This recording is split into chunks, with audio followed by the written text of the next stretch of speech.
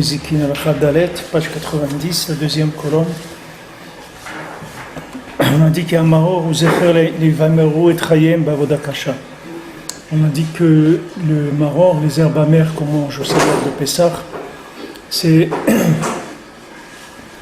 pour représenter le principe de l'amertume qu'ils ont eue en Égypte quand ils étaient dans l'esclavage.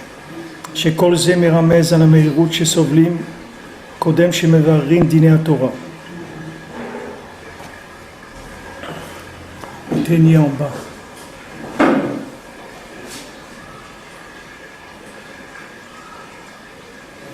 Que ça, tout ça, c'est l'amertume que quelqu'un il ressent jusqu'à que soit Mevarer les dîners à Torah. C'est-à-dire, avant de trouver la halakha, il y a une recherche. Il y a une recherche, et cette recherche-là, elle provient du manque de connexion. C'est-à-dire que maintenant, le fait que la personne n'a pas trouvé le véritable sechel, c'est-à-dire la chokhmatata, c'est-à-dire où se trouve Hachem, comme il dit Shlomo Ameler dans tout le Shirachirim, que voilà, j'ai cherché, il y avait des gardiens, ils allaient me frapper et tout, et moi je cherchais ma bien-aimée et tout. Qu'est-ce que c'est cette bien-aimée qui cherche Shlomo Ameler? Il cherche le malchut, il cherche le message d'Akadosh Baruch Hu. Qu'est-ce que c'est que le sechel d'Hachem aujourd'hui? Quelle est la malchut, le sechel d'en bas, c'est-à-dire le pouvoir d'Hachem? Comment je fais pour me soumettre à Hachem aujourd'hui?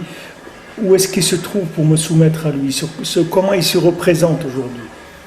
Alors maintenant, ça se traduit dans l'individu pour trouver son chemin dans la vie, c'est-à-dire où il doit habiter, comment il doit travailler, comment il doit se marier, comment il doit éduquer ses enfants, comment il doit manger, tout ça, tout ce qu'il a besoin, sa parnassa, son argent, tout. Il a besoin de trouver le panim d'Hachem, qui est le sechel atarton. Maintenant, ceux qui sont responsables dans le Ham Israël de la halakha, alors eux, ils ont le même problème, mais eux ils cherchent dans Shulchan Aruch, c'est-à-dire ils ont maintenant besoin de chercher dans les dîners à Torah comment être posek la halakha. Comment être posek la halakha, c'est-à-dire comment donner la conduite à avoir au Ham Israël. Par exemple, aujourd'hui, il va y avoir une she'ela d'un ascenseur, par exemple le Shabbat, un ascenseur de Shabbat, que maintenant il est tombé en panne Shabbat, et maintenant il y a des gens, des goïms dans l'immeuble aussi, et ils l'ont réparé pendant Shabbat. Est-ce que moi je peux l'utiliser? Je ne peux pas l'utiliser. Alors maintenant, ça va donner quoi? Ça va donner des machloket dans la décision dans la halakha. C'est-à-dire quand un rav il va dire, moi je pense que c'est permis, et un autre rav il va dire, non, moi je pense que c'est interdit, qu'il y a avoir des avis différents. D'où ils viennent ces avis différents? Ces avis différents, ils viennent de la différence de degré de soumission des deux rabbanim. C'est pour ça que le tzaddik Ador, chez lui, il n'y a pas de problème d'halakha. Chez Rabbeinu, il n'y avait pas de problème d'halakha, jamais de machloket d'halakha. Parce que Rabbeinu, il voyait clair. Et Rabbeinu, il a dit qu'il devait normalement écrire un Shulchan Aruch dans lequel il n'y aurait pas du tout de machloket, que tout serait tranché. Il n'y aurait pas du tout. Mais il a dit maintenant, j'écris le Likutei Moharan, je n'écrirai plus le Shulchan Aruch. Ça veut dire que quoi? Ça veut dire qu'avec le Likutei Moharan, il a donné l'origine même de la connexion pour pouvoir avoir la véritable halakha. C'est pour ça que dans des décisions qui sont importantes, on ne parle pas de décisions qui sont des décisions qui n'engagent pas toute la vie de l'individu, mais des décisions importantes qui vont être des décisions comme le mariage, le lieu où on va habiter, l'école où on va envoyer nos enfants, la parnassa, la fréquentation d'un milieu, toutes ces choses-là qui sont des choses décisives dans la vie de quelqu'un. Il faut consulter, si on a besoin d'un conseil, si on ne sait pas, on a besoin d'être orienté, il faut consulter quelqu'un qui est attaché au tzaddik pour pouvoir avoir un psak, que ce psak-là, il vient de quelqu'un qui est soumis entièrement à la malchoute d'Hachem. pas quelqu'un qui danse entre Esav et la Perse et la Grèce. C'est pas, il faut prendre quelqu'un qui est déconnecté de toutes ces malchoutes de Sitra Achara. Et ça, il n'y a que le tzaddik Haemet qui est déconnecté de toute malchoute de Sitra Achara. Maintenant, quand c'est un rave qui a fait une erreur dans une petite chose, les conséquences elles sont moins graves que des choses importantes. Mais il y a des choses où les psak d'Alacha qui sont différents, ça peut amener des conséquences qui sont très graves. Donc là, il faut aller chercher chez des gens qui sont soumis, le plus soumis possible à Malchut de Kedusha. C'est ça qu'il faut chercher. Alors maintenant, ce qu'il dit ici Rabbi Nathan, il l'amène très, très finement, mais ce qu'il dit ici Rabbi Nathan, c'est que maintenant en Égypte, quel était le problème? C'est qu'ils étaient esclaves. Pourquoi ils étaient esclaves? Parce qu'il n'y avait pas Moshe Rabbeinu, c'est pour ça qu'ils étaient esclaves. Du moment où il y avait Moshe Rabbeinu, ils sont sortis, il n'y avait plus d'esclavage. C'est-à-dire l'esclavage, c'est un esclavage du cerveau, c'est pas un esclavage. L'esclavage physique, il dépend d'abord de l'esclavage du cerveau, c'est-à-dire à quoi maintenant la personne elle a appartenu. Comme on dit qu'en Égypte, ils les ont pas tout de suite rendus esclaves. D'abord, ils les ont séduits par du commerce. Ils ont commencé à faire du commerce avec eux, ils ont commencé à leur dire de se construire des maisons, etc. Et petit à petit, quand ils ont goûté un peu à la vie égyptienne, après ils sont passés les Égyptiens à autre chose, ils les ont rendus esclaves complètement. Maintenant, la société, c'est la même chose. La société, si vous voulez, le progrès social, il est venu, vous a dit, voilà, pourquoi avoir un puits où tu vas aller perdre le temps à prendre de l'eau et tout, on va te mettre l'eau qui arrive jusque chez toi, tu as juste un robinet, pourquoi tu vas allumer des bougies, voilà, tu as l'électricité, pourquoi tu vas avoir froid, voilà le chauffage, pourquoi tu vas avoir chaud, voilà le masgan, voilà les moyens de communication, voilà ça, tout ça. Et à chaque fois, la personne, on l'attache, et après, elle peut plus sortir de tout ça. C'est-à-dire, elle est complètement soumise à ces choses-là. C'est très difficile après. La vie elle devient la véritable liberté, c'est-à-dire la possibilité, comme on dit qu'une personne, elle est la possibilité, il y a un mot, je n'arrive pas à me rappeler, mais la possibilité de se soumettre à Hachem, de chercher Hachem. Maintenant, quelqu'un ne peut pas appartenir à plusieurs malchouyot, il ne peut pas être soumis à plusieurs systèmes et aussi chercher à Kadosh Baruch Hu. Ce n'est pas possible parce qu'il appartient à d'autres systèmes. Il y a une faculté dans l'individu de soumission. Cette faculté, elle est chez tout le monde. Tout le monde a une faculté de soumission. Mais cette faculté de soumission-là, notre liberté, c'est de choisir cette faculté de soumission vers quoi on va l'orienter. Si on choisit de prendre des idées qui sont des idées politiques ou des idées philosophiques ou des idées d'autres religions, des choses comme ça, alors c'est des appartenances à d'autres pouvoirs.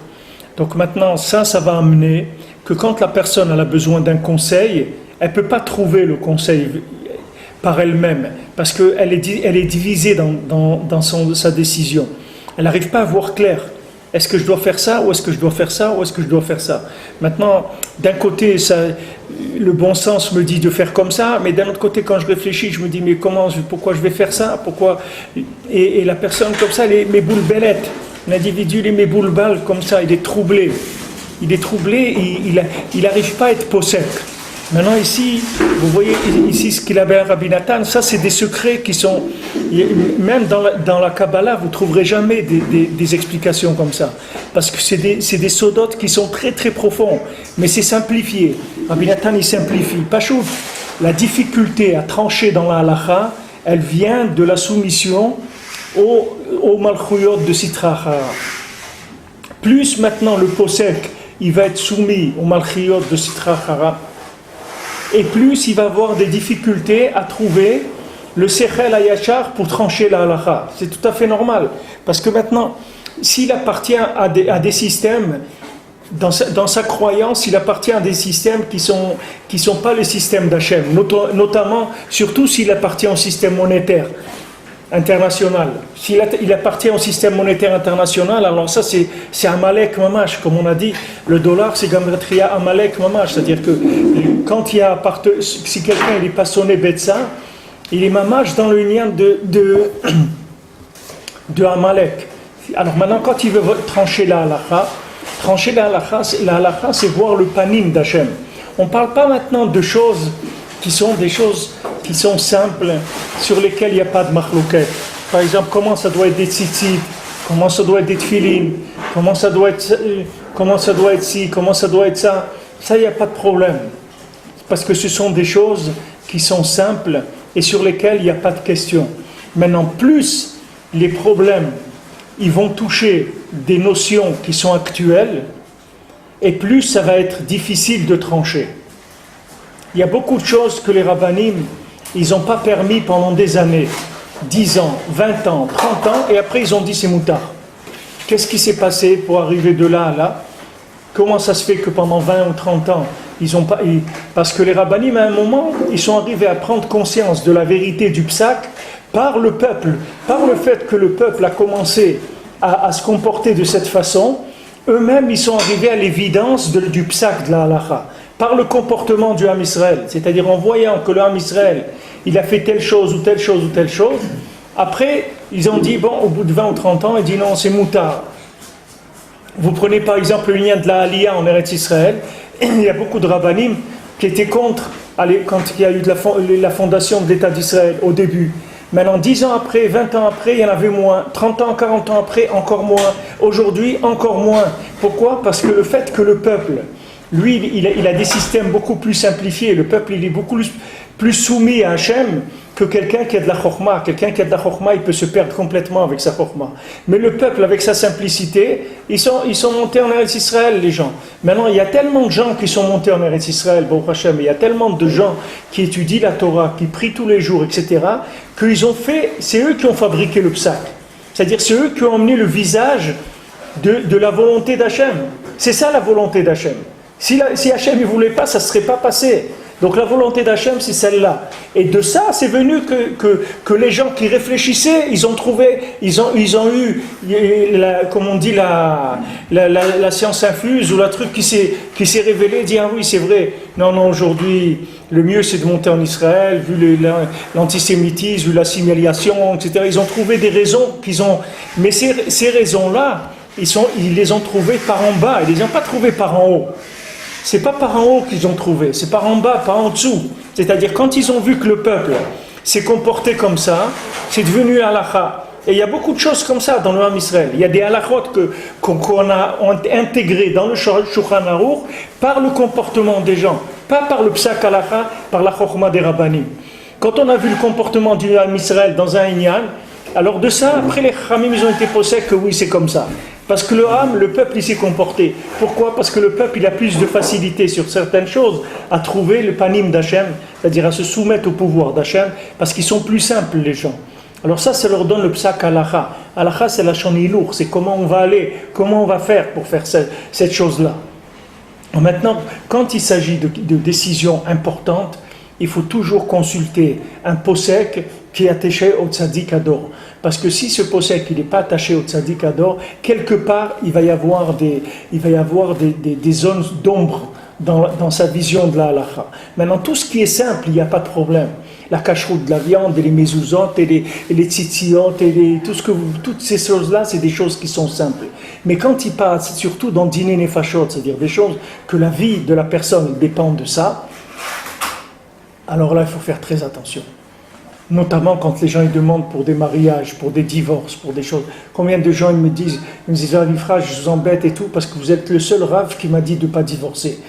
Il me dit, tous les rabbanim ils m'ont dit de divorcer. Vous êtes le seul qui m'a dit de ne pas divorcer. Baruch Hashem, il est venu à Mouna Rosh Hashanah. Voilà, il m'a appelé il y a quelques semaines, il m'a dit Baruch Hashem, ma femme elle est revenue à la maison avec le petit, on a retrouvé notre bonheur. C'était une crise, il y avait une crise. Maintenant le gars est devenu fou. Il m'a dit Rav Ifrach, tous les rabbanim ils m'ont dit de divorcer. Il dit attends, sois patient, attends un petit peu, sois gentil avec elle, attends. Au Hachem, voilà, après Rosh Hashanah, la chose s'est arrangée, au Hachem, c'est... Mais maintenant, Maintenant, pourquoi les gens ils vont lui dire de divorcer? Pourquoi? Parce que d'après ce qu'ils voient, comme ils le voient, alors ils disent c'est pas vivable, cette vie-là, il vaut mieux qu'ils divorcent. Maintenant, quelqu'un il va avec la Emouna, il dit non, le Rebbe il a dit il faut pas divorcer, il faut attendre, il faut pas divorcer, c'est tout. De son côté à lui, il doit pas divorcer. Il doit attendre, c'est tout, jusqu'à que les choses s'arrangent. Ah, il a attendu, bon, Hachem, ça s'est arrangé, les choses se sont arrangées. Mais dans des choses comme ça, il faut faire très attention. Parce qu'il y a des rabbinim qui peuvent casser la vie de quelqu'un et ils ne se rendent pas compte. Parce qu'au moment où ils sont possèques d'après la logique de la situation. Et la logique de la situation, elle peut se tourner et on voit que c'était le contraire qu'il fallait faire. Quelque temps après, la personne peut se rendre compte qu'il fallait faire autrement. Ça s'appelle liboun, le liboun de la halacha. C'est-à-dire cette amertume-là qu'il y avait en Égypte, cet esclavage, cette amertume dans le travail, ça c'est le liboun de la halacha. Comment trouver mon chemin dans Avodat Hashem? Parce que c'est là ou là, c'est pas les deux. C'est ou ça ou c'est pas ça. Je peux pas faire les deux. C'est où je vais aller dans la bonne chose, je vais me tromper. Alors c'est ou l'un ou l'autre. Il faut faire attention. Quand c'est des choses importantes, il faut faire attention. Parce que ce n'est pas tous les rabbinim qui peuvent trancher la halakha sur des dîners fachot, des choses qui vont entraîner toute la vie de la personne après. Qu'est-ce qu'elle va faire après dans sa vie? C'est pas n'importe qui peut trancher ça. C'est pas évident de trouver des rabbinim qui sont attachés au tzaddik. Ça aussi, s'il y en a, il faut chercher. Ça aussi c'est un srout. Parce que quand tu trouves ça, tu as trouvé quelqu'un qui va t'ouvrir la porte du Gan Eden, il va t'ouvrir la porte de la réussite. Ça aussi, c'est pas facile à trouver. Il faut le vouloir, il faut le chercher. C'est pas évident. Il faut pas vraiment rattacher. Je veux dire, il faut que Mamash qui pratique les tzot, c'est pas rattaché. Il va pas au Mana au Shashana, il est rattaché, il n'est pas rattaché, c'est pas pratique comme ça. Il y a des niveaux peut-être. Bon. Il y a des degrés dans tout. Et il y a des choses qui sont cachées de l'homme, qui ne sait pas. Mais quand quelqu'un, déjà, il n'est pas contre déjà le tzaddik, ou quelqu'un, il est pour, il est sympathisant, tout ça, c'est des choses qui arrangent la connexion et qui font que la malchoute, elle est en place. C'est-à-dire que quand il reçoit, parce qu'il est inspiré, le Rav qui possède la halakha. Le Rav qui possède la halakha, il a une inspiration divine. Maintenant, cette inspiration divine, elle vient selon son degré d'appartenance à malchoute de Gdusha. Et ça, c'est difficile à savoir. Bédiouk, ça aussi, il faut prier. C'est pas des choses ici. Si c'était une adresse que tout le monde connaîtrait, ça serait trop facile. Ça serait vraiment, tout le monde dirait, ça serait facile. Mais il faut chercher, chacun doit prier pour ça. Ça, c'est le maror, c'est l'amertume de chacun. Quand quelqu'un il est amer, parce qu'il ne sait pas ce qu'il doit faire, parce qu'il ne comprend pas sa vie, parce qu'il ne sait pas s'il n'a pas raté un poste, on lui avait proposé un travail comme ça, il a refusé pour un autre. Est-ce que c'était pas ça qu'il fallait pas? Voilà, ça rend quelqu'un fou, ça le rend malade. Après, ça marche pas. Ce qu'il a fait, il dit, mais peut-être c'était l'autre qu'il fallait que je fasse. Oh, je me suis trompé. Et il sait pas ce qu'il doit faire. Ça, c'est l'amertume. Cette amertume, elle vient du manque d'évidence. Le manque d'évidence, c'est le manque d'évidence d'Hachem dans sa vie. C'est ça qui fait que tout est flou après. Quand Hachem n'est pas évident dans ma vie, tout devient flou après. Alors, qu'est-ce qu'on pourrait conseiller à un couple, par exemple, excusez si je reviens là-dessus, mais ces vents de folie qu'il y a, ces accrochages qui sont souvent très très violents, où les gens ne voient pas le bout du tunnel, ils disent que c'est impossible que ça aille, je veux dire, après ce qu'on a vécu, et il y a tellement il y a une argacha, il y a un mouvement qui est tellement violent, tellement fort que les gens, des fois, on n'arrive pas à leur dire ayez la patience d'attendre. Alors, qu'est-ce qu'on pourrait donner comme ça, ou dans un vent de folie où il y a vraiment beaucoup où les gens n'arrivent pas à les raisonner? Qu'est-ce qu'on peut dire alors? Là, ce n'est pas une question de raisonnement, c'est une question d'émouna. Si maintenant ils ont confiance, tu leur conseilles de faire un voyage à Ouman, d'aller ensemble chez le tzaddik, de prier là-bas, et leur demander de sauver leur couple, qu'ils les aident à ce que leur couple il continue. Parce qu'un couple qui se défait, c'est un khorban. C'est que la émouna. Jacob, aujourd'hui, c'est que la émouna. C'est la même chose que quand tu vois l'État d'Israël qui donne des armes aux Palestiniens, des trucs, qu'est-ce qui s'est passé, qui donne de l'argent, qui donne de la liberté, qui répond pas, qu'ils envoient des missiles chez nous, et toutes ces choses-là, c'est des logiques qui rendent fou. Maintenant, si tu n'as pas la émouna, tu ne peux pas tenir dans ces situations-là. Il y a des gens que les pauvres, ils sont morts de ça. Des gens qui ont servi dans l'armée et tout, qui avaient 70 ans et qui ont donné toute leur vie dans l'armée d'Israël et tout. Quand ils ont vu les réactions des gens, ou dans la guerre du Liban, qu'ils ont empêché de finir la guerre, et ils devaient finir, ils les ont empêchés de finir. Il y a même un général ou autre qui est francophone, il a dit on nous a empêchés de finir, on nous a pas laissé. Et c'est pas vrai, on a gagné. Moi j'étais sur le terrain, je peux vous dire quoi. Mais même les informations, ils ont donné des informations fausses. Alors maintenant le gars, jusqu'où quelqu'un il peut aller dans du patriotisme? Si c'est du patriotisme, comme on dit, laïque, si c'est du simple patriotisme laïque, non, il va dire, mais ils sont fous ces Romains, vous comprenez? Il va dire vraiment qu'ils sont fous ces Romains. Il va dire, c'est quoi? On fait une guerre ou on s'amuse? C'est-à-dire une guerre, non, il ne faut pas tirer là parce que peut-être il y a un résident qui se trouve là-bas et donc il faut... Mais non, attends, il y a des gens qui sont en train de mourir là. Non, mais il faut faire attention aux civils, mais ils envoient des missiles sur les civils, oui, mais nous... Alors le gars qui réfléchit devient fou. C'est la même chose, Jacob, dans un couple aujourd'hui. Quelqu'un s'y réfléchit, il devient fou. Mais si quelqu'un il a la émouna, il dit moi je reste là. Moi je bouge pas d'ici, c'est tout. Mais on peut conseiller la séparation provisoire. Pourquoi séparation? Il y a trop de feu, Il n'y a pas, il faut qu'un des deux, il faut qu'il calme le feu. Pour qu'il y ait du feu, il faut de l'essence et des allumettes. Si tu caches les allumettes, même s'il y a de l'essence, il n'y aura plus de feu. Donc, si tu caches l'essence, même s'il y a des allumettes, il n'y aura plus de feu. Il faut qu'un des deux, il ait la émouna, c'est tout. Il faut de la émouna. Il faut savoir que moi, ce que je peux te dire, que les gens qui ont passé ces épreuves-là, ils ont eu des grands cadeaux d'Akadosh Baruch Hu. Et Amalek, il sait que ces gens-là, ils vont recevoir le gros lot. C'est pour ça qu'il leur fait ça. Ils attaquent les couples juste avant leur moment de bonheur et de réussite véritable. Ils attaquent, Amalek, il attaque, sans arrêt. Tu vois, comme ici en Israël, regarde ce qu'il fait Amalek. Regarde à l'époque, voilà, ceux qui sont aujourd'hui présidents de l'État, soi-disant, c'est quelqu'un, il a donné des fusils aux ennemis, tout de suite ils ont tué des gens. Mais qu'est-ce que tu crois? Tu donnes il faut pas être bête pour faire une chose pareille, il faut pas être fou. Alors maintenant, quelqu'un qui est à l'extérieur, qui voit ça, il dit, mamache, ils sont fous, ces Romains. Il dit, mais ils sont complètement fous. C'est des gens qui sont fous. C'est pas possible de faire une chose comme ça. Mais qui sache que cette folie-là, c'est une gzera minashamaim. C'est pas lui. Parce que tu peux prendre sa place, tu vas faire la même chose que lui, si c'est pas pire. Parce que Rabbeinu l'a dit, il va y avoir un déluge d'apikorsout dans le monde. Ça fait partie du déluge d'apikorsout. C'est-à-dire que les gens, ils perdent la tête. Les gens, ils prennent des décisions qui sont complètement folles. Les seuls gens qui vont tenir, c'est des gens qui vont bepshitout et tmimout. C'est-à-dire qu'ils vont, avec ce qu'il y a, c'est tout, la simplicité. Qu'est-ce qu'il a dit Rabbeinu? Rabbeinu, il a dit Chatzot, Idbodedut, Rosh Hashanah, Shulchan Aruch, voilà, c'est tout. Moi, ne me posez pas de questions. Moi, je ne suis pas président de la République. Moi, je ne sais rien du tout. Moi, je ne connais rien. Moi, c'est pas moi qui vais prendre décision. Je ne sais pas. Mais pourquoi ils font ça? Je ne peux pas vous répondre pourquoi. Demandez à Hachem qui vous dise pourquoi. Moi, je ne sais pas pourquoi. C'est comme ça, c'est tout. On voit que dès qu'ils sont vissés sur le siège, ils changent. Bien sûr, parce que c'est décidé Menachamaïm. C'est ça. On n'a pas l'impression que ça vient vraiment d'eux. On voit que c'est. Ça ne vient pas d'eux. Tu les changes de place, ces gens-là. Mets-les à un autre endroit.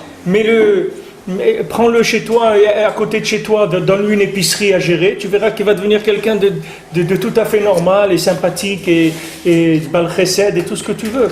Mais cette place-là, elle est arrosée par une folie qui vient d'en haut.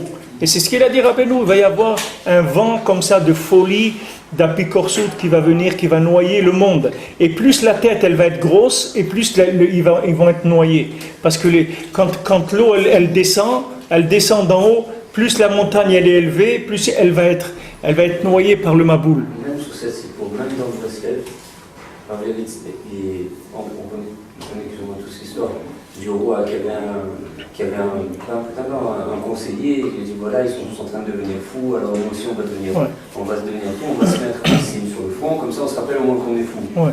D'accord? Et Rav Levi Yitzhak, qui s'est rapporté dans cette stratégie, Rav Levi Yitzhak sur ça écrié, il disait non, pas du tout. Il dit, c'est pas comme ça qu'elle se finit l'histoire, c'est pas comme ça qu'on va la raconter. Il disait, tu vas faire Messirut Nefesh, et tu vas pas donner de la moisson de la folie à donner à manger aux gens. Et toi, tu vas pas en manger. Et même si tout le monde il va dire que tu es fou, tout le monde il devient fou, toi, tu dois pas devenir fou. Donc, vous voyez, je veux dire, même chez le tzaddik, même chez Rabbeinu, c'est lui qui a les conseils. Quand on arrive à comment faire, alors il y en a, il vient et il prend dire, il peut y avoir à droite ou à gauche. C'est ça le peur. C'est complètement différent. C'est ça le psak halakha. Cette plaque halakha, c'est le comportement. C'est ça. C'est 2 ans, il y en a, il dit d'accord, on va tous manger, on se met un signe pour se rappeler qu'on n'est pas fou. Pour se rappeler qu'on est fou. Ouais, pour se rappeler qu'on est fou. Et ça, il vient dire, c'est pas du tout ça la ça. Le ménage, il va dire, on mange pas.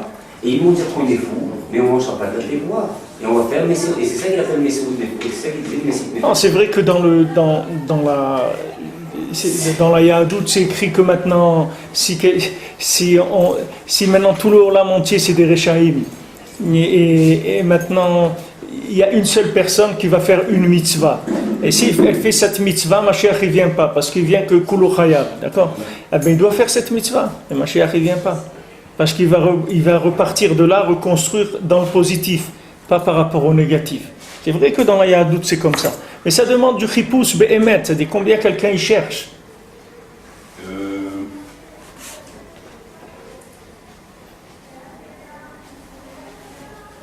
C'est compliqué d'aller en arabe. Si c'est compliqué? C'est compliqué d'aller en arabe. C'est compliqué de se soumettre. Se soumettre, si c'est la Hastan, ben c'est bien, il possède l'ensemble des droits, il donne la chose. Mais comme il y a tellement des gris clairs, des gris foncés, et ainsi de suite, est-ce qu'on peut dire comme ça qu'on a le rap qu'on mérite? Bien sûr. Parce que j'entends, c'est à toi de te débrouiller, de trouver le bon rap, ça ne va rien dire ça. Pourquoi? On est dans l'embarras, on essaye de, pas vraiment de se confier, mais on veut trouver de l'aide. Alors, quand il y a quelqu'un qui nous dit avec la crème d'Hachem, tu vas dans l'erreur, c'est comme ça qu'il faut faire, à tort, pour plusieurs exemples qu'on a entendus, mais pas sauf. Alors, on est ennuyé, parce que Jérusalem, c'est la capitale des rabbins, et on tombe sur du très bon, comme du moyen, comme du pas bon du tout. Alors, la volonté d'aller chercher une main tendue, c'est pas plutôt mon comportement ou ma façon d'analyser qui me renvoie à un raf qui me correspond. Ça veut dire beaucoup de choses que je dis, mais bon, vous m'avez compris. Ouais. Et là, ben, on n'avance pas plus. D'autant plus que ça fait une dizaine de cours, ou 5-6 cours avant, vous disiez qu'il faut réadapter, et vous avez pris l'exemple sur l'ordinateur, un programme qui date de 10 ans, ça ne sert à rien, tu vas rien comprendre, il faut le réadapter. Donc quelque part, c'est deux choses qui vont un petit peu... Non, c'est pas marier, on peut marier. Non, c'est pas marié, c'est la même chose exactement. Parce que qui s'appelle un rav qui est attaché au tzaddik, c'est un rav qui reçoit tous les jours les mises à jour. Il reçoit les mises à jour, c'est celui-là que vous devez trouver. Parce que maintenant, le problème que vous avez, quand vous avez un problème, ce problème-là, il est d'aujourd'hui. Parce que s'il existait dans Petit Larousse, vous avez cherché à la page de Petit Larousse, vous avez la petite photo, et c'est tout, vous avez réglé votre problème. Mais le problème, c'est que dans le Petit Larousse, ça ne se trouve pas, et de Grand Larousse, ça ne se trouve pas. Et dans les livres, ça ne se trouve pas, et vous avez besoin d'un conseil, et des fois, c'est cuisant, c'est rapide, et il faut avoir vraiment une solution rapide. Alors il faut demander, est-ce que BMX c'est ça ou pas?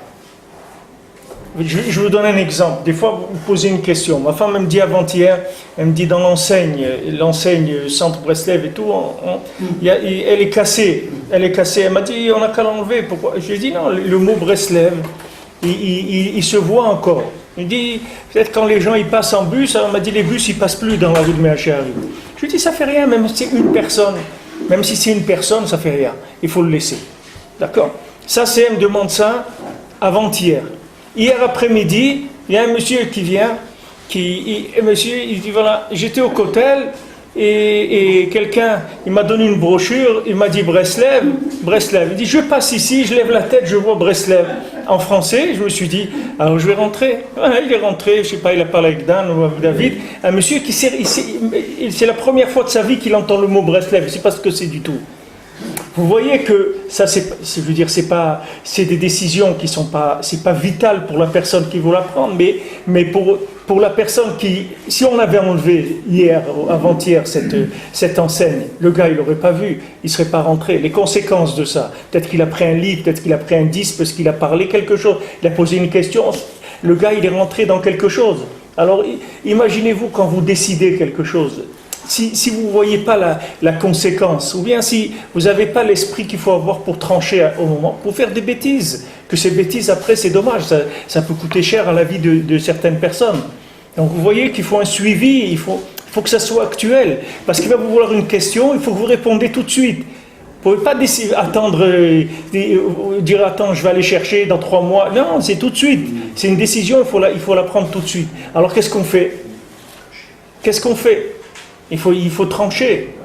Maintenant ça dépend de votre recherche. Plus vous allez avoir une recherche qui est sincère, plus vous allez prier, plus vous allez demander à Kadosh Baruch Hu de vous donner la réponse, et Hachem vous enverra la réponse. Il peut vous l'envoyer par un rab, il peut l'envoyer par un élève, il peut l'envoyer par un voisin, mais quand vous allez entendre la réponse, vous allez la voir claire.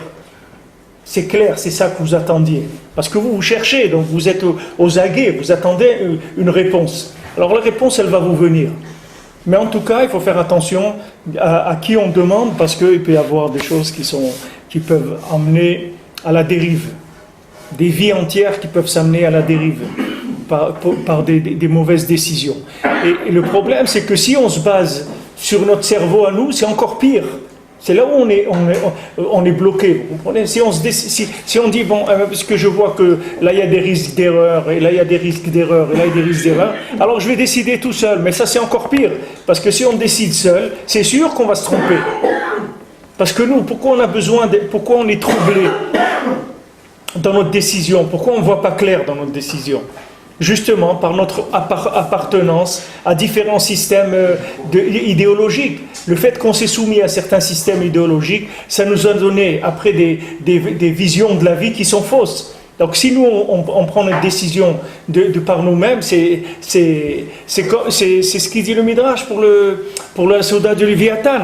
Il dit maintenant ils vont soldat de Léviathan, on va faire le Birkat Amazon. Birkat Amazon dans la Souda de Léviathan. Les soldats où il y a tout l'homme Israël, tous les tzadikim, tous ils sont là, on va faire Birkat Amazon. Alors on dit, qui est-ce qu'on va être mechabed pour faire le Birkat Amazon? On dit Avraham Avinu, ou Avraham il dit je peux pas, moi j'ai eu Ishmaël. Alors Yitzhak, on lui dit, à vous Yitzhak, il dit je peux pas, moi j'ai eu Esav. Yaakov, il dit je peux pas, je me suis marié avec 2 sœurs. Comme ça, il peut pas, et ils arrivent à David Amelech, il dit toi, il dit oui c'est moi. Kos Yeshuot Essa, ou Shem Hashem Ekra. Il dit c'est à moi que revient le Birkat Amazon. David Amelech. Et c'est lui qui fait le Birkat Amazon dans la Souda de Léviathan. Maintenant, ces choses-là, c'est quoi? C'est que Avraham Avinu, c'est Avraham Avinu, mais de lui, il est sorti Ishmaël.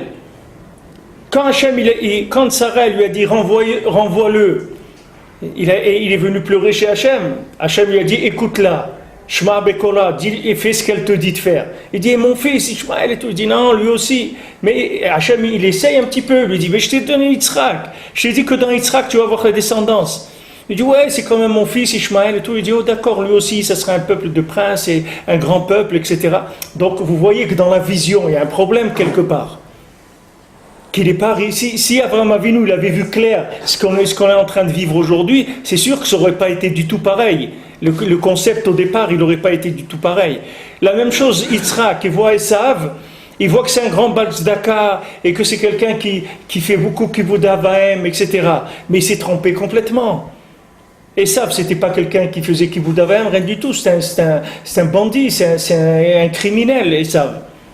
Rivka, elle a vu, et alors que c'était son fils, mais elle les a portés dans son ventre, elle les voyait dans le ventre comment ils se disputaient.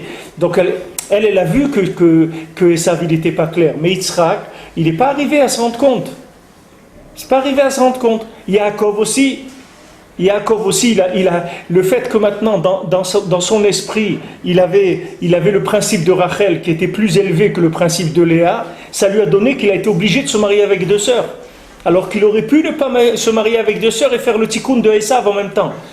Si Yaakov Avinu lui-même s'était élevé à l'importance de la prière au-dessus de la grâce de l'étude de la Torah, il aurait eu Rachel, il aurait eu que Rachel, et Léa serait mariée avec Esav, et Esav il aurait fait tchouva. Mais tout ça, c'est des concepts à des niveaux très élevés, où eux, ils vivaient avec ça. C'est-à-dire, c'est pas une question de réflexion, c'est une question de maturité du monde. Quand on dit Noach, il n'a pas plaidé pour le monde. Noach, il n'a pas dit à Hachem, pourquoi veux-tu amener le Maboul? Ou bien après le Maboul, Noach, il aurait pu dire à Hachem, quand même, je ne comprends pas cette attitude-là. Et non, maintenant tu dis, je regrette d'avoir fait le Maboul, plus jamais je ferai le Maboul. Et pourquoi tu l'as fait alors? Et Noach, il peut venir chez Hachem avec des ta'anot. Tu dis, c'est quoi cette histoire? Maintenant tu dis, ça y est, plus jamais tu vas faire le Maboul. Mais pourquoi tu n'as pas fait avant comme ça? Mais alors Hachem lui dit, mais Noach, moi j'attendais que tu pries, tu n'as pas prié. Il dit ça, j'ai pas... C'est vraiment un jeu, parce que il y avait une discussion dans le buisson ardent de 6 jours entre Akadosh Baruch Hu et Moshe Rabbeinu. Moshe Rabbeinu, il a perdu sa keuna. Il a perdu sa keuna parce qu'il avait trop insisté. Mais lui voulait être celui qui terminait la Géoula. Et la chaîne lui dit non, c'est pas toi. Mais lui, pour lui, ça y est, 400 ans d'esclavage. Terminé. Pourquoi 6000 ans de souffrance avec des pogroms, etc. Je ne cherche pas à savoir. C'est comme ça. Il viendra, le libérateur, il viendra avec nous. Donc tout ce qui s'est passé au milieu de tout ça, moi j'ai fait, moi j'ai pas fait, c'est pas moi, c'est lui, ça ressemble à une pièce de... Non, c'est des puzzles incomplets, c'est tout. Il y a des parties qui manquent. Ces parties qui manquent, elles sont automatiquement exploitées par la Sitra Chava. Toute partie manquante, le vide. Hein? Le vide, le flou. C'est ça ce qui nous a tués, nous, notre judaïsme, dans les mondes Sfarad et tout au Maroc, ça a tué le flou.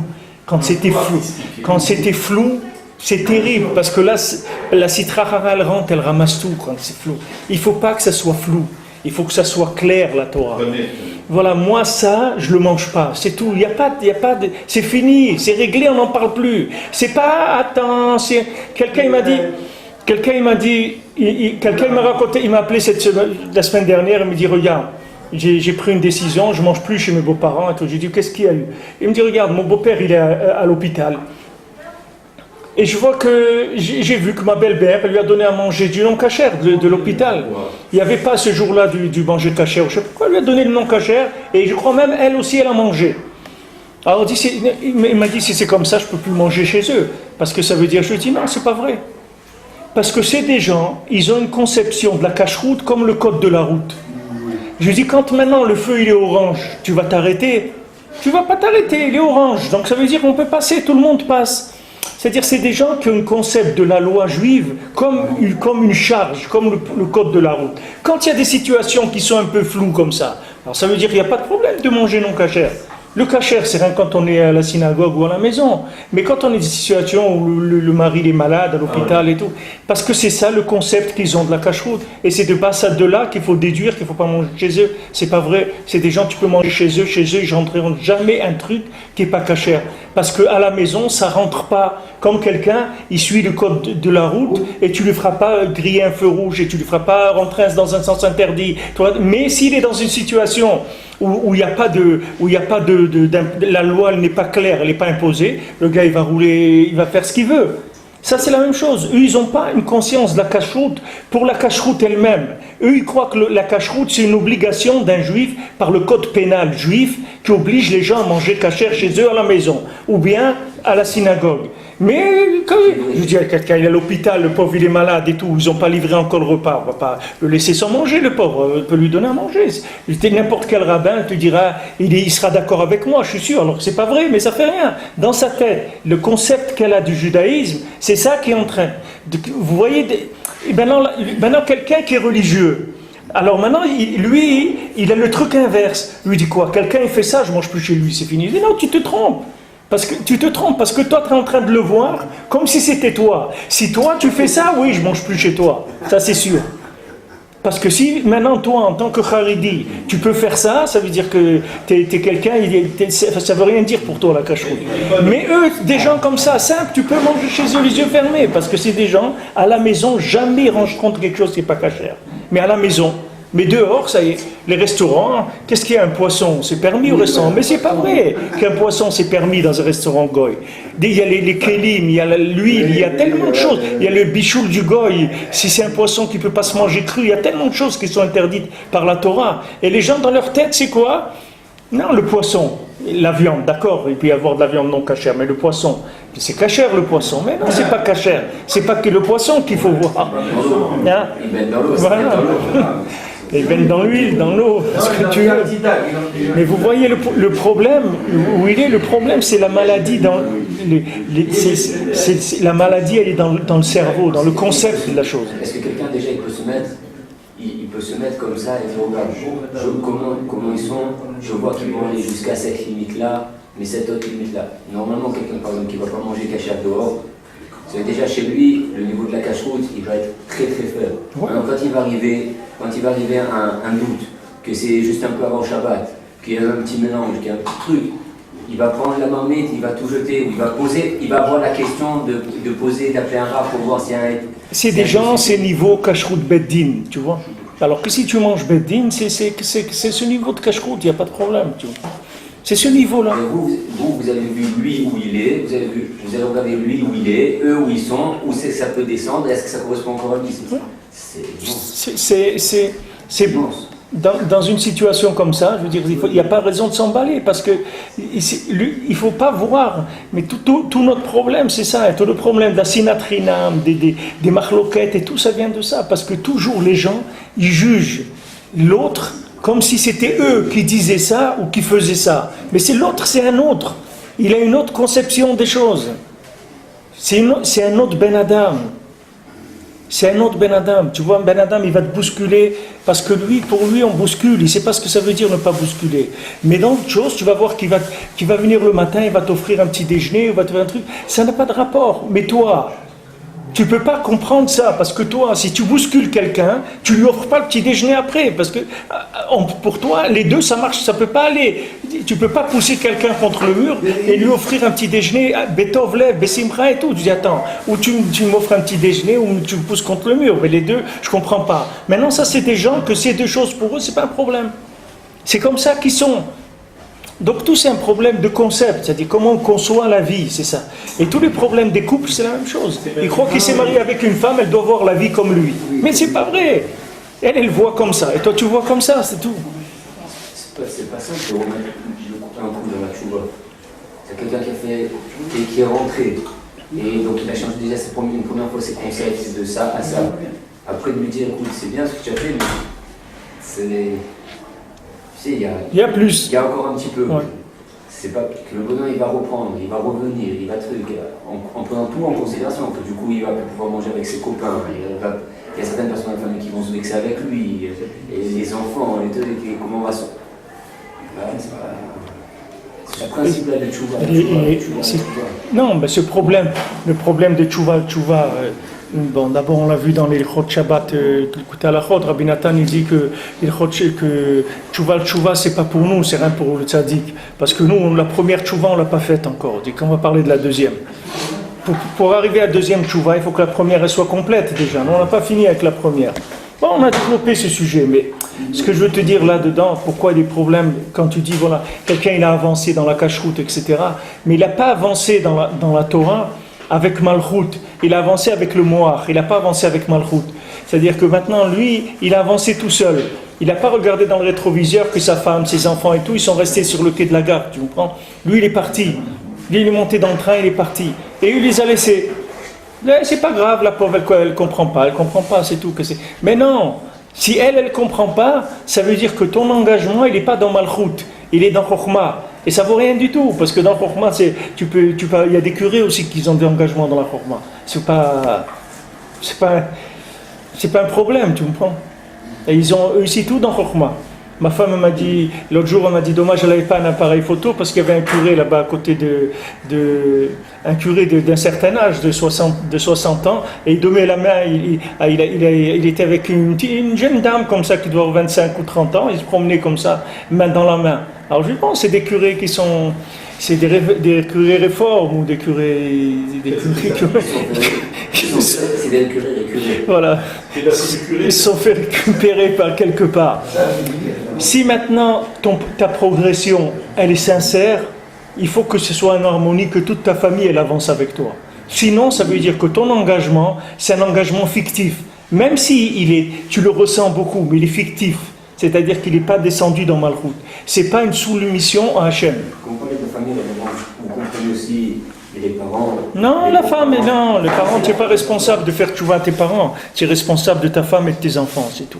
Tu dois avoir un judaïsme qui fait avancer ta femme et tes enfants. Si là où ils sont, c'est ton degré à toi de soumission à Hachem. C'est ça ton vrai niveau. C'est tout. Et tout ce que toi tu crois, c'est des rêves. C'est des souhaits que tu peux avoir.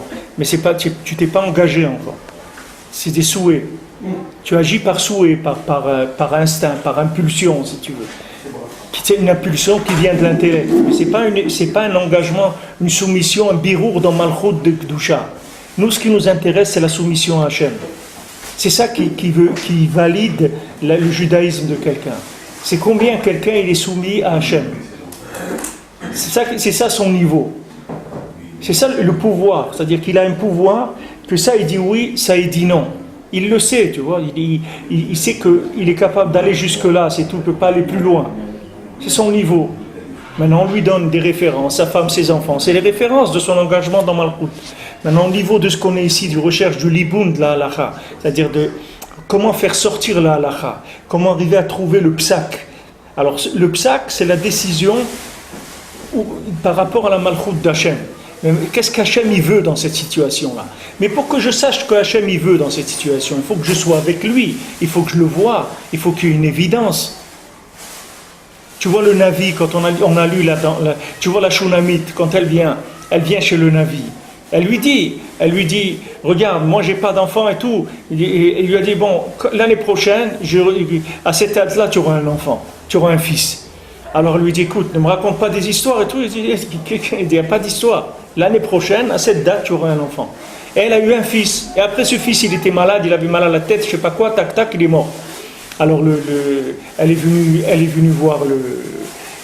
voir Elisha. Elle lui a dit, je t'ai dit, ne mens pas à ta servante. Pourquoi me faire ça? Pourquoi me donner cette fausse joie d'avoir un enfant pour qu'il meure comme ça tout de suite après? Alors elle lui a dit quoi? Et qu'est-ce qu'il lui a dit? Hachem, il me l'a caché. Je ne l'ai pas vu. C'est ça qu'il lui a dit. Je n'ai pas vu. Si j'avais vu ça, ce ne serait pas arrivé. Il ne serait pas mort, le petit. J'aurais arrangé, tu ne te serais même pas rendu compte. Mais maintenant, puisque maintenant je me suis engagé personnellement, le petit, je vais le ressusciter. Tu comprends? Il a envoyé son bâton, que c'est aussi, Rabbeinu dit que le Mathéos, c'est la malchoute du Ben Adam, c'est son srout de mitzvot. Il a envoyé son shamash avec ça, et il est arrivé, il a mis sur l'enfant, etc. Mais l'enfant, il était toujours sans vie, jusqu'à que lui il est arrivé, il s'est enfermé avec lui et tout, il a fait revivre, il a dit voilà ton fils, shalom, il est parti. Tu comprends? Mais il dit là-bas, Hachem il me l'a caché. Qu'est-ce que ça veut dire? Ça veut dire que si le Navi, il avait vu ça, ça ne serait pas passé. Comme Noach, s'il avait vu le Maboul, ça ne serait pas passé le Maboul. Parce que même Noach, il ne croyait pas que vraiment que c'était le Maboul. Il croyait que c'était le Maboul. C'est comme un truc un peu design comme ça. C'est un truc qui est un petit peu virtuel. Non, le Maboul, c'est le Maboul. Il ne va plus rien rester dans le monde. Lui, il ne se rendait pas compte de ça. Il s'est rendu compte quand ça arrivait Mamash. Mais il arrivait. Alors tout le lien du Navi, tout le lien du Chacham, c'est que lui, il voit l'évidence des choses. Il ne voit pas des choses en virtuel. Il le voit comme c'est Mamash.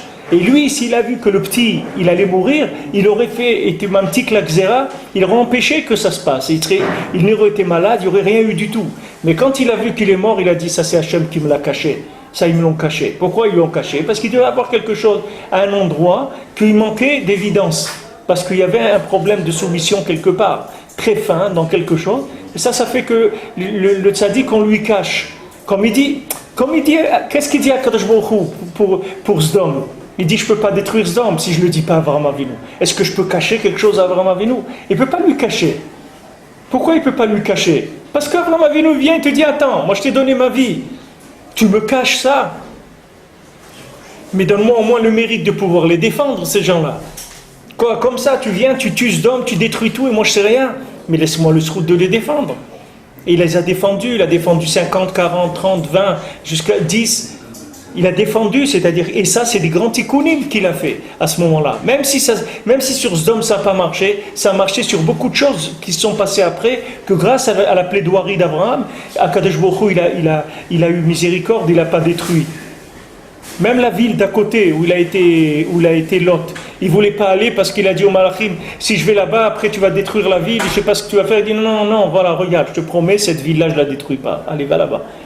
Comment elle s'appelle? Sin'ar, ou je ne sais pas, c'est Tsoar. Il a dit, je ne la détruis pas. Il devait la détruire, il ne l'a pas détruite. Parce que Lot, il a demandé, il a dit, ok, d'accord, allez, on ne la détruit pas. Regarde combien des dizaines, des centaines de vies qui dépendent de quoi? Elles dépendent de quoi? D'un Ben Adam qui dit un mot, truc, c'est ça, la vie de tous ces gens-là, elle dépend de ça. Regarde ce que c'est la Malchut, le lien de Malchut.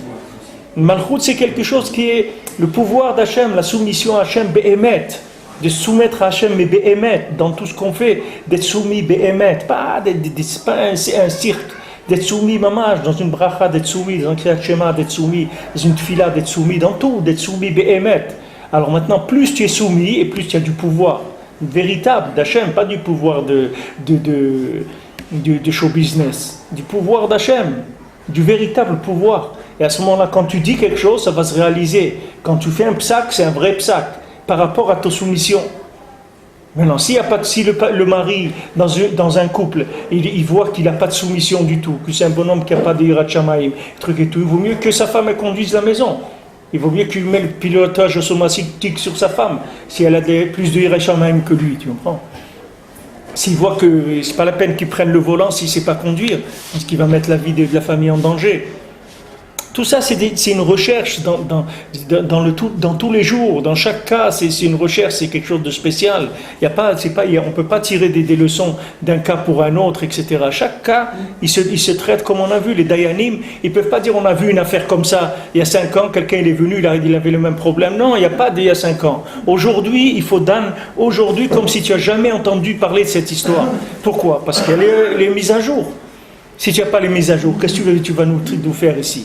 Si tu veux nous faire un korban, tu vas le comparer à une vie d'un couple ou un business aujourd'hui, d'un business d'il y a 10 ans ou d'il y a 50 ans, c'est pas chayar, ça n'a rien à voir. Donc on a besoin de reconsidérer chaque chose. Et nous, dans notre vie familiale, on doit aussi reconsidérer chaque élément de la famille. Chaque jour, il faut le reconsidérer. Chaque jour, il faut se remettre, il faut remettre le diapason, il faut se reconnecter, il faut se remettre au niveau, au diapason avec eux pour pouvoir les aider. Mais ça, tu ne recevras le diapason que si tu es soumis. D'ailleurs, le diapason, c'est quelque chose que tu vois dans la musique, parce que dans la musique, il n'y a pas plus, il n'y a pas plus rigoureux. Il n'y a pas plus rigoureux que des musiciens. Tu vois, les gens croient que les musiciens, c'est des gens cool. Les musiciens, c'est des gens très, très durs. Parce que tout le lien de la musique, c'est que de la rigueur, la musique. La musique, c'est que de la rigueur. Il n'y a rien du tout d'autre que de la rigueur. Et tout le monde, tu lui fais un diapason, tout l'orchestre entier, ça peut être un orchestre de 200 personnes, tous ils sont soumis à ça. Tous, ils ont leur instrument accordé à ce son-là, et après, tous ils jouent ensemble. Mais d'abord, ils doivent s'accorder à ce son-là. Et s'ils ne sont pas accordés à ce son-là, c'est un cafouillage. Il peut jouer aussi bien qu'il veut, c'est rien du tout. C'est de la cacophonie totale. Alors ça, c'est tous les jours. Tous les jours, le monde y bouge, il faut que tu trouves le diapason de la journée, chaque jour, surtout avec les gens qui sont autour de toi, parce que tu ne sais pas combien il faut de tfila, pourquoi Rabbeinu te dit fais 1 heure d'hitbodedut, parce que Rabbeinu te dit, Adam que, en Adam, shen lo sha'a, si quelqu'un il a 1 heure d'hitbodedut, il s'appelle Adam, C'est-à-dire, ça y est, tu es un Ben Adam. Pourquoi? Tu as ton heure de soumission à Hachem. Tu es venu, tu lui as parlé, tu t'es soumis à Hachem. Tu as reconnu tes torts, tu as demandé des choses. Tu as prié pour l'homme Israël, tu as prié pour ta famille, tu as prié pour toi. Tu as demandé, tu t'es soumis. Du moment où tu t'es soumis, ça y est, tu rentres en pilotage pour la journée. Mais pour la journée, c'est tout. Ne crois pas qu'on va s'occuper de toi pendant 10 ans avec ça. C'est une journée, c'est tout. Demain, il faut remettre encore. Demain, il faut revenir au palais royal, il faut revenir devant le roi et voir quelles sont les décisions d'aujourd'hui, quelles sont les nouveautés. Même si on voit quelqu'un qui est fort, qui arrive à faire beaucoup de choses, mais que ces choses-là, il les fait pas en les branchant avec Hachem Boar. C'est-à-dire, on parle dans le judaïsme, il est dans la Torah, mais il ne les fait pas avec l'aïd des doutes, avec la tfila, même si à première vue on voit des résultats extraordinaires. Ça vaut rien. Non, c'est pas grand-chose. C'est pas ces résultats, c'est pas ça qu'on cherche. Nous on cherche pas des résultats. Nous on cherche la méthode. Nous on a confiance au maître qui nous a donné la méthode. Et le résultat, c'est lui qui en prend la responsabilité. C'est pas moi. Moi, ce que je vais donner dîner Cheshbon sur la méthode, c'est tout. C'est tout. Je dis, c'est comme tous les gens dans Breslev, c'était comme ça, ils sont rentrés, ils sont soumis. Ils sont soumis, tu vois, aujourd'hui c'est le Hortaz de Rav Israël, Shalom. Tu vois les lettres que Rav Shmuel Horowitz, il écrivait à Rav Israël, qu'il y a tout un chélek là-bas, il y a peut-être, je sais pas, peut-être 15 lettres que Rav Shmuel Horowitz, il écrit à Rav Israël Ber, tu vois. Comment ils étaient des chavérim, tu vois, tellement, il écrit, il dit ne lâche pas, le truc, j'ai entendu que tu t'es affaibli, et chas v'shalom, mais j'ai entendu que tu tousses, alors tu vas prendre du lait, dedans tu vas mettre une gousse d'ail dans du lait, et tu vas boire ça, tu vas voir que ça va aller mieux, et ils demandent de l'huile pour Ouman. Et à un moment, ils ont écrit de Ouman qu'ils n'ont plus d'huile pour le ner tamid de Rabbeinu sur le Tzion. Alors tu vois la lettre qu'il écrit, Rav Shmuel Horowitz à Rav Israël Ber pour lui demander un bidon d'huile, tu vois. Parce qu'ils ont dit, il y a quelqu'un qui va voyager, il peut emmener 5 bidons d'huile. Et il dit, si on doit les envoyer par la poste et tout, ça va coûter très cher. Mais si il y a quelqu'un qui est prêt à voyager, il va prendre 5 bidons d'huile avec lui. Alors tu envoies un bidon d'huile. Je sais que tu as un nid, que tu as rien, mais tous ici, on n'a rien. C'est pareil, on s'est tous déchirés pour ça. Et il dit, c'est comme le Berger, quand il a été chercher la femme du Hani, il a fait une folie. Et il dit, il lui dit, je suis sûr, si c'est Rav Israël, si Israël Cardonner, il était vivant maintenant, il aurait été tout de suite, il aurait donné tout ce qu'il avait pour acheter un billet. Mais il lui écrit une lettre, tu vois, de matraquage, toute la lettre comme ça. Tu vois, avec des dibourim très très forts, sans arrêt. Alors il dit, j'attends la lettre, tu m'écris, soit à moi, soit il y avait un autre Rav Yaakov là-bas qui était avec eux, soit Rav Alter. Il dit, un de ces trois, tu écris et tu nous dis où est-ce que tu as envoyé le bidon d'huile pour qu'on aille le chercher là-bas. Et lui, ça y est, c'est réglé à la fin de la lettre. Il lui dit même pas, tu me dis si tu vas envoyer. Il lui dit, tu me dis juste où tu l'as envoyé pour qu'on aille le chercher. Tu vois. Parce que c'est des gens, ils avaient une conscience, tu vois, de la valeur des choses qui était extraordinaire. Et avec des chavérim comme ça, ils se poussaient à s'engager. Rav Israël, il était à Tveria, il était à Méron, tout le temps en train d'être mitpalel. Lui était à Tveria, ou il était à Méron. Et il lui dit là-bas, quand tu vas à Méron, là, tu pries pour moi. Il dit, tu es obligé de prier pour moi, Bemesirut Nefesh. Il dit, il faut pas que... Parce que Rav Shmuel Horowitz, il a eu une vie de folie. Le pauvre, il était persécuté. On l'a séparé de sa femme au bout d'1 an. Il n'a même pas pu assister au bride de son fils. On lui a enlevé ses habits de Shabbat. On lui a interdit, il a été obligé de signer devant le Beddin qui ne parlerait plus jamais avec un Breslever. Mais des trucs incroyables. Nous, on ne peut pas imaginer ce que c'est. Le pauvre, il souffrait terriblement. Il écrivait à tous. Il leur disait, vous êtes obligés de prier pour moi. Tu vas là-bas, il lui dit une expression en hébreu, il lui dit, tu arraches les kvarim. Il dit, accord et ta kvarim. Tu vas là-bas, tu arraches le kever du Harizal, tu arraches le kever de Rabbi Shimon, tu arraches les kvarim pour prier pour moi. C'est-à-dire que tellement les gens ils souffraient et demandaient de la Ezra Amitit, tu vois, c'était des gens qui voulaient arriver mamash à se soumettre à Hachem, mais Behemet, pas du cinéma, tu vois. C'est des gens qui cherchaient Behemet. Alors c'est sûr que sur eux il est passé comme il lui a dit. Elle leur disait aux fiancés qui venaient, les 7 eaux, elles ne sont pas passées sur toi. C'est-à-dire, je vois que les 7 eaux, elles ne sont pas encore passées sur toi. Tant qu'elles passent sur toi, après, on verra. Que les eaux, ça veut dire que la personne elle se purifie de tous les diminuants, de tous ces malchouyotes de Sitrachara. À ce moment-là, il devient un Oved Hashem, un Breslever Behemet. Alors je voulais dire aussi Léolon Nishmat qu'il a amené le monsieur là de Cécile Sachtia Bat Esther. Les autres, c'est Rav Israël Bérodé. C'est Léolon Nishmat de Rav Israël Bérodé que ça. Ben Rivka Shendel. Et son père c'est comment? Isaac Shlomo. Isaac Shlomo Ben Isaac Shlomo Ben Hashem.